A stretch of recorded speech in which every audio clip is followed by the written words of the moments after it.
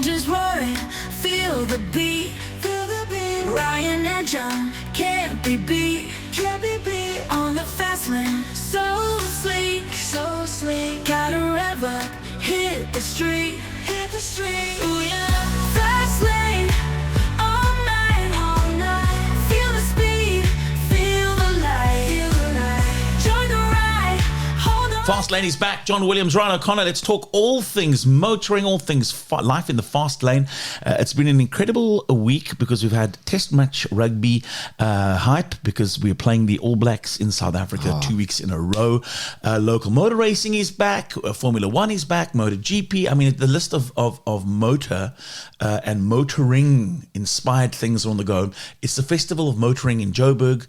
Thanks for the invite. Yeah. It's okay. There were better launches that we went to this week, like We did. Puma's new, yes. new rule breakers, the RBs, fast RBs. I mean, when we got to see those shoes before it actually got launched, I mean, I couldn't believe, as they were standing on that platform, how the heel just like floats in midair. Well, no. So what's happened is, I don't know if you've seen that since launch, they've added a heel to it. So when we saw it, it was only the front section of the shoe. They've now added a small, neoprene heel, and you can see in the pictures. It's amazing. So futuristic looking. How's that box? You open it up, and then you got that little hammer. You gotta and you break the thing. That's so cool. Very cool. Only 1,000 of them will be made worldwide, and they are like hen's teeth. They're going to cost around 13, I think we reckon between 12 and 13,000 rand if you can get your hands on them. And they're going to be like hen's teeth. Yeah. Really, they are. So well done, Puma, using some of the great race technology that they were implementing in terms of aerodynamics and weight saving and carbon fiber and all those fast things. I mean, it's just incredible. So that was Puma. Also, our friends at Canon, Roger Mackin, a huge thanks, reached out. There's the new Canon EOS R5 Mark II. There's a mouthful. It is in South Africa. A couple of them have already hit the shore, but it is the next generation of the EOS R5. Obviously, it's the Mark II version, and looking forward to getting ones in our hands to play with. I've been a massive Canon fan for donkey's years. We actually shoot this on the current R5, so looking forward to getting our hands on the new Mark II to play around and have a bit of fun with the Mark II. Local motor racing this weekend. Plenty. I mean, there's just so much action coming. I mean, we've got 2 wheels, 4 wheels. We got, for the first time, I mean, we went down to the warm-up of the motocross for Zone 7 for the Nationals, and this weekend is the Nationals. So we see all the youngsters from little juniors to high school to the MX1 and MX2 bikes. We're so used to talking cars. But it was incredible to go down. I haven't been down in ages. I mean, there's so much development going on in that Zone 7 track. Really cool, and it's nice that they've kept it going. Then to Killarney International Raceway, round 6, we're finally going to get the Deon Joubert tribute where they'll be going around the circuit, which is just awesome. I mean, like most of us, we grew up at the track. I mean, Deon spent a lot of time there. We kind of looked up to Deon. Deon kind of looked up to Dennis, his dad, and those greats. So, it's just generation to generation. And it's so awesome because it was inspiring for us to see these hooligans perform, and these guys, Deon and Sarl and the Steve Wyndhams walking down pit lane with their overalls and their Ray-Bans and their moustaches. Little moustaches, little porn star moustaches. Exactly, doing their thing. Let's phone Deon Joubert very quickly and touch base with him ahead of this weekend. I know that he was very nervous about being the MC at his father's special function at Killarney, and then he asked me, Ryan, can you come and MC it for me? But let's try and get him on the line quickly to chat with him on the fast lane. And I'm hoping we can chat with him. Let's just have a look. See, I might have turned it off, and now we're going to have to try and see if we can put him through our wonderful desk to have a little chat with him.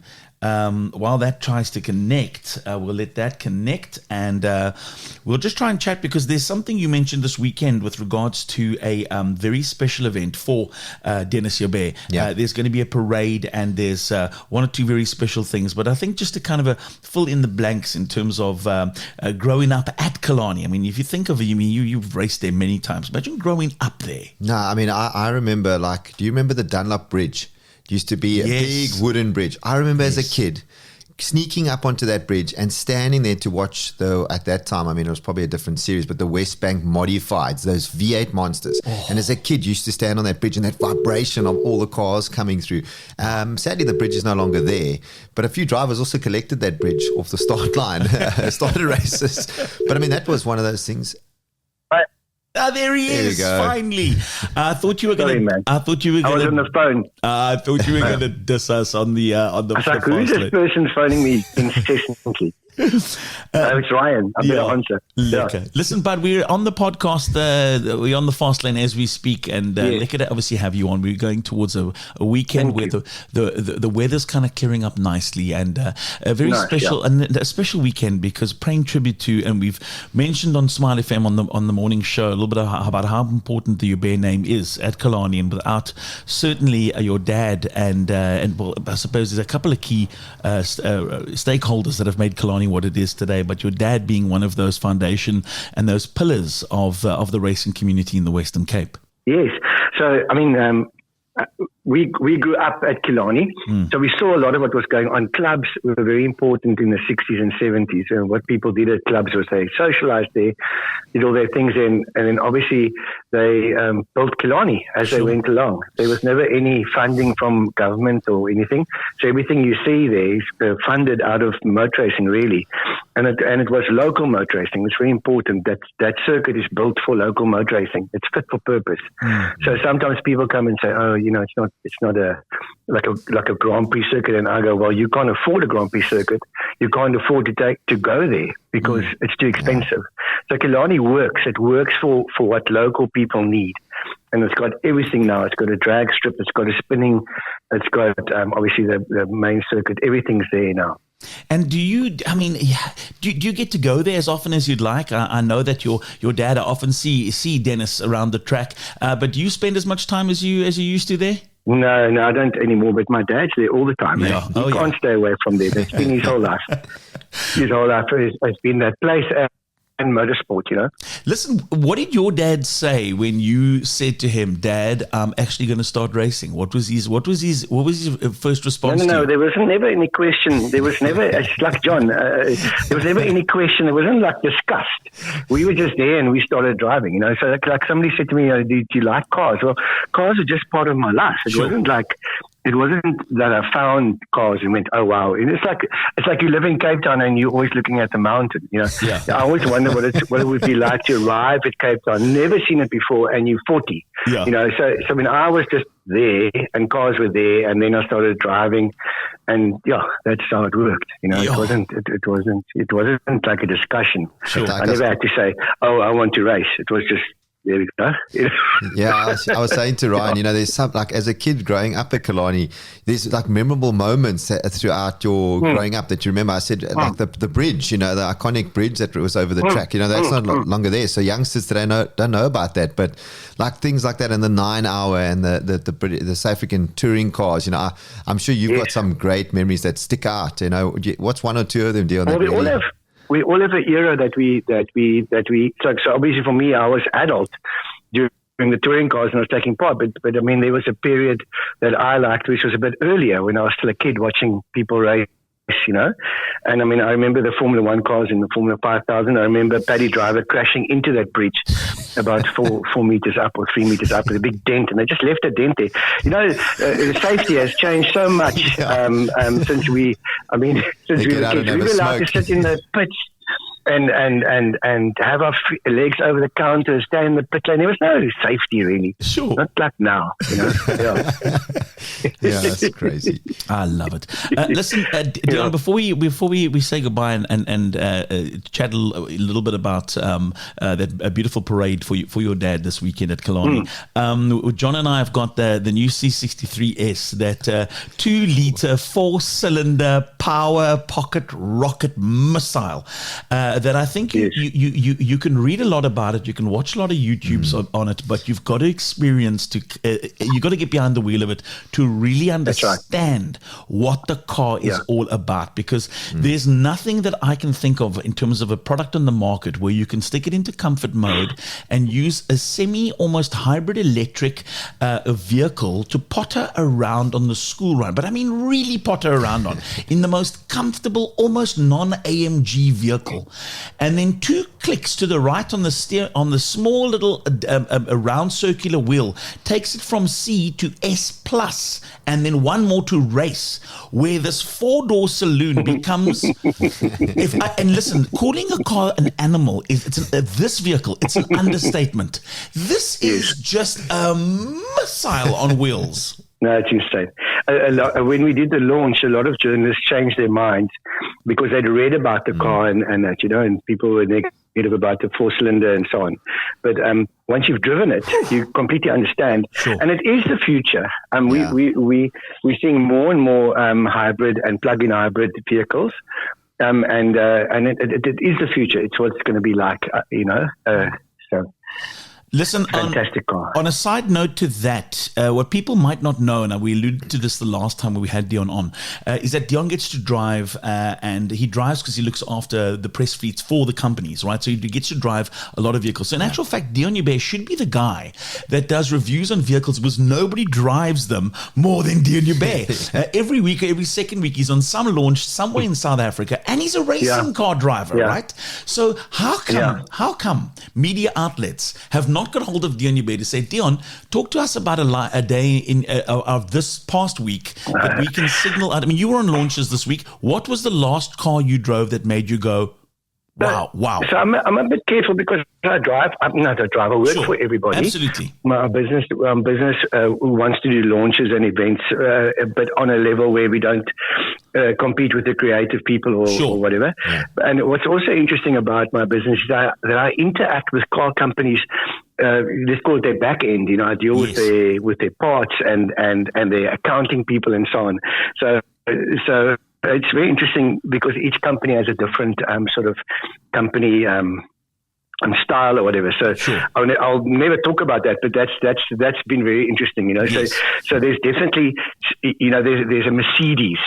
And there's a Mercedes-ness about Mercedes that goes right into the company. And the same with Toyota and Isuzu and so on. It's very interesting. Yeah. But by and by, most of the people that work in the car industry are very ethical and they're very hardworking and very competitive. Absolutely. It's a very, very competitive environment, I love that. And I love that about you as well, is that you wouldn't know what you do unless you asked you what it is that you do. And I know, I ask you but I mean, obviously we can't talk about cars that haven't been launched yet, but there's some interesting little brands that have come through lately. You and I were talking about and it's not a brand that you represent, but you did some work for them, GW Motors, Great Wall Motors, about just the products. There's nothing, remember Deon, 20 years ago, beyond that, when you and I met, there were cars where I'd look at you and go, and in actual fact, one specific car, we won't mention the manufacturer, that I happened to just think that it wasn't the greatest, and then they banned me from driving them because I said my knees hit the under the wheel. I think I know which car. It was 20. You don't. I'm not going to guess. The guy that banned me still works there for the company. We can't do that. But I've now been allowed to ride them again. But the point being is that there were cars that maybe weren't great. This is the point I'm getting to. Yes. Right now they aren't. Right now, there's nothing on the road that's crap that's coming out. There's something for everyone, and everything's good. Yeah. Everything's great. Everything works, and it's lekker to see, and it makes it very tough for people like that really are motoring journalists that are trying to look at a vehicle and go, well, how do we poke sticks at this thing? Because we really can't. The competition is so tight at the moment for a rand, for a dollar, for a euro, that it becomes impossible to really blame the manufacturers for making great products. Yeah. Bottom line. Deon, listen, thanks, mate. We'll see you. The parade is at Killarney at 2:30 on Saturday for Dennis Joubert. Deon's dad. That'll be wonderful. Even if you want to join, you can still join. And then just let me know. And then, we'll see you on Saturday. Cool, bud. Awesome. Thanks, Deon. Cheers, Thanks, Deon. guys. Cheers, Thanks, mate. Bye. Ciao. Just very quickly, speaking of the C63, have a look at this. Right, inside this, the all-new C63S. A lot was said about this car when it first came out, and John and I both got to go and experience this car at Swartkorps. What a vehicle.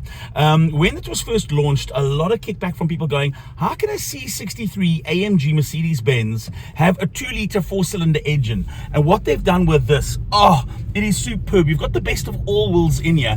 In normal driving mode, it uses a combination of electric and a combustion engine to get you around, and it really does it effortlessly. You can really cruise around and get the full vantage of having a 2-liter 4-cylinder, pottering around in comfort. And when you want to dial it in, well, you dial it into sports mode, it fires to life, and it certainly doesn't sound like a 4-cylinder 2-liter. It drives like a possessed demon. All right, already I'd presume a demon to be possessed, but this one even more so. put it into Sport Plus or race mode, and this is a different animal altogether. What a car. Not only does it look great in the outside, but inside, it's a rocket ship too.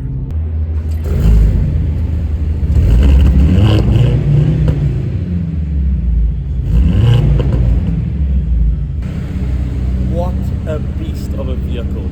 2 litres, 4 cylinders, C63S, all new from Mercedes-Benz.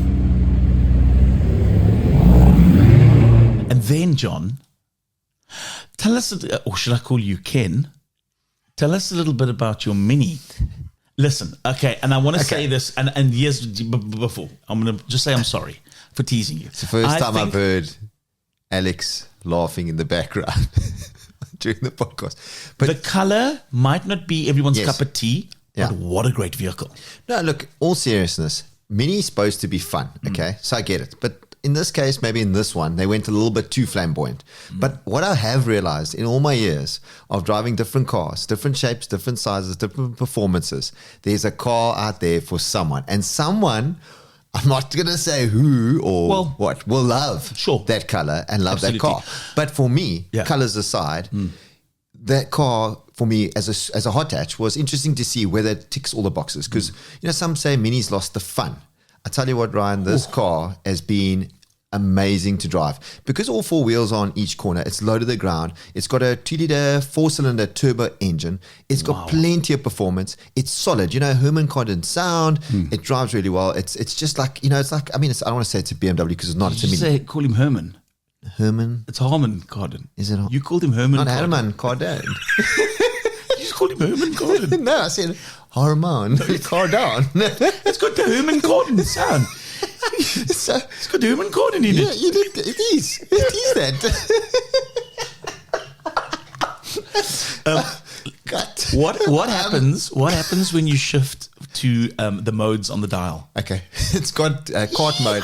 No, a guy in the UK kept going hee-haw. Actually, in America, it's woohoo. That's it. Woohoo. We were like watching this thing. He's like, yeah. I'm like, are you deaf or something? It's Yeah. woohoo. But you got different experiences, they call it. You got classic, you got eco-friendly, you got your personal settings, and then go-kart, which is cool. And I must say, the dial in the middle, it's got this infotainment system. It's really huge. So, I just really enjoyed the car. They made it slightly smaller because they want to go back to the original Mini roots, which is great. So, yeah. In John's garage this week is an all-new Cooper S. S for sport. Yeah. Going well? Yeah, going very well. They've reduced the size, which is quite nice, going back to its original roots, but very competitive in that hot hatch space. Between 700 and 900,000. Obviously, a lot of cars in that space, but 2-door, four wheels, all in each corner, goes around circles like on rails. Love the interior. Very quirky. You can go into go-kart mode, various other things, LED lights you can change in the front. So all the bells and whistles. I've enjoyed it. Plenty of power. Importantly, get yours from our friends at SMG, formerly known as SMG. They're now called Mini and BMW Tiger Valley. Go and see Chris and go and sort yourself out an awesome deal on the all-new Mini Cooper S. They got great finance deals at This BMW. is what I want to say. Go to Tiger Valley BMW. Can't miss it. Okay? Huge. Go dealership. see Chris. Chris will send you across to Mini and BMW are they're basically in the same building. Mini and then BMW. They've just got hot off the press the most incredible range of minis. The latest spec minis are on the floor, and ahead of summer, you're thinking about the perfect car for summer. Let me tell you, Chris and his team will look after you. Go there, say the Fast Lane sent you.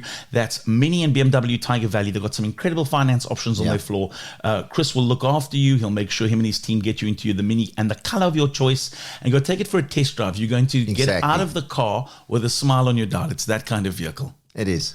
Formula One this weekend. Before we say goodbye, because this has been a very long vlog so far, let's quickly talk Formula One. Then I've got a challenge that I want to put out there to our friends at Sanlam from you and I. Okay. And everybody else that's watching. But first, give us your... Monza, I mean, it's one that we have to talk about. It's Ferrari's home circuit, one of many, but this one specifically. They've won 20 races there. Michael Schumacher and Lewis Hamilton share it at 5 wins. And there's been some great Ferrari drivers over the years, you know, Schumacher, Vettel, Niki Lauda, and many others, Kimi Raikkonen. So, it's the Tifosi. You just see Ferrari fans everywhere. And they do have a good chance of winning this year. The Ferrari is very quick in a straight line. So Lewis is no stranger there. He's won that five times like Schumacher. So, he'll want to come back and win. I mean, the funny thing is, imagine him winning with Mercedes. He's going to drive there next year. For Ferrari. So it's like bittersweet, but it'll be awesome. And then we see Logan Sargent obviously was fired. That was always going to happen. So, he's moving on. And then still... Strange choice of who they've replaced him with, though. That young Argentinian driver, Franco. I was quite surprised, but it must be Mick Schumacher, I would have thought, or somebody else. So they were talking about that. I read an article about Mick and Liam Lawson, that the two drivers. And one, Red Bull didn't want to release him because obviously there's going to be decisions made shortly. And Williams didn't want to take him unless they could secure him, Liam. And then Mick, sadly, they didn't want him. And Mr. Wolf said, geez, but he would have liked to have seen him go there because we haven't seen the best of Mick. And obviously Mr. Wolf is a big fan of Schumacher. Yeah. So, it's a pity. I would have liked to have seen him. I really do think he deserves another shot, but I sadly think it's not going to happen because Mick, how you doing? Your favorite driver. He's taken the Alpine seat. So Mick can't even move there. So, but Red Bull, I think once that falls in place, a lot of drivers are going to get what's left from there. I wanted to show you this before we talk about the Sunlam Challenge, is that I went along to DHL Cape Town Stadium to have a look at the business lounge. Now, John and I have a deal where we can get to go and spend time there for various games, also to watch the concerts from the privilege of that lounge. It is a beautiful place. It is. The food, the drink, the atmosphere and the positioning of the business lounge, the ease of access to toilets, to parking, in and out of the stadium. Space. Have a look at this. So, John, the fast lane's here at Cape Town Stadium, DHL Cape Town Stadium, and this is the business lounge. It's on the 4th floor at Cape Town Stadium. You normally get parking, and from the parking straight to the lifts up to this floor. You're met here by somebody who will greet you and take you into this space. This space is so comprehensive.